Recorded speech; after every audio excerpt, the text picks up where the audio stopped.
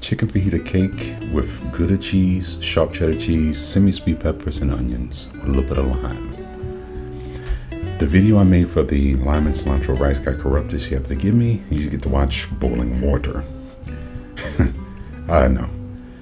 And here I'm beginning the prep worker, which is cutting down the semi-sweet peppers, get them into small bite-sized cubes, which then I'll introduce in a bowl with the onions and lime. And the lime and lemon is so acidic, it helps to break down the peppers, allowing some of that flavor to basically cook before being cooked.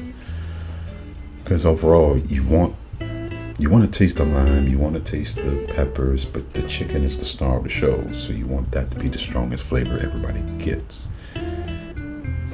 So then this process, by cutting them, by putting lime on them, they break down. When I mix them in, but the chicken is already cooking, they'll more quickly leave their flavor, but not become mushy from overcooking, you know what I mean? You can see in the video, and you can see the steps. It's actually a crazy recipe, because I got tired of eating the chicken fajita in the same traditional way, where it's just rolled up, it's a warm tortilla, it's not crunchy, and you can see I'm introducing the lime juice in there. So instead, you get something that's a mixture of everything in every little area. When you cut a piece off, you get cheese, you get peppers and onion, you get the chicken, you get everything in every bite. And here I'm starting the long process of shredding down Gouda cheese, which I have to admit, I've never really used Gouda before, but it has a nice, creamy, sometimes overpowering when it comes to creamy flavor to it, which is really nice. In some ways I should have picked something else, maybe a pepper jack. This recipe is all up to your own interpretation, basically. And here I'm putting in the chicken, and you're gonna see me keep turning the heat up on the oven, because for some odd reason, no matter how many times I grabbed it, it never got to a boil. And here about 3 cups of water. Turn the temperature up again, and I do use a lot of fajita seasoning. In this, I want to reduce down the water and concentrate everything, so I use a tremendous amount and a lot of water, allow it to reduce, and touch the heat again because it's still not heating up. And I know I've been gone for a good little while, everybody. It's been a rough everything with inflation and shrinkflation, and companies who don't want to pay people real money. It becomes a difficulty to make these videos. And here you can see through time lapse, and you can see it starting to reduce down and heat up. And you want to take about 1/3 of the moisture away, no more than that. And yes, it's still going to be watery until you put the rice in, which is going to finish the absorption process. It's going to suck all of it in. So in a minute, you're going to see it's going to be more thickened. Let's call it as it is.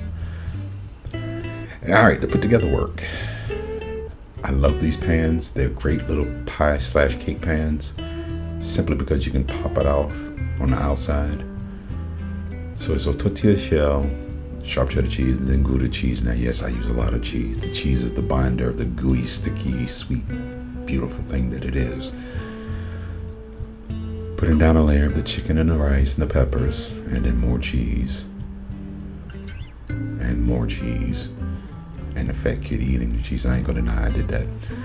Then another tortilla shell, repeat the process over and over. And also to be very careful when trying to make it even by pressing down, which I had the bad mistake of doing that. And when I did that a couple of good times, I noticed that the cheese and everything was starting to squeeze their way out the sides. You want to try to get it on there evenly and consistently where it won't be squishing out. Not that it's not going to go anywhere, but still. Oh yeah, and this is where I realized I didn't put cheese on, so I had to pull the top layer back off, add some more cheese, put the top layer back, smushed it so you can see it's coming out now.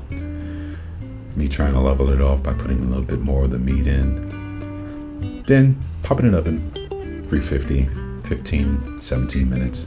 Just enough for everything to get to know each other better, and hopefully the top and bottom, the crust up, get crunchy like a cracker almost. And this is the silly part of me, because I know I shouldn't have done it, but I did it anyway. I just pulled it out the oven with a towel. Let me just go ahead and grab it with my bare hands. No, it's not hot. Yeah, it's hot. Yeah, that burned. The things you do for love. And if you make this, which you'll find it different than traditional ways of eating a tortilla or even eating a fajita, I suggest a little bit of sour cream, a little bit of salsa. You don't have to. Here I just went with a little bit of salsa, even more tanginess to it, and the acidity from the tomato. And this is my video. Thank you for watching.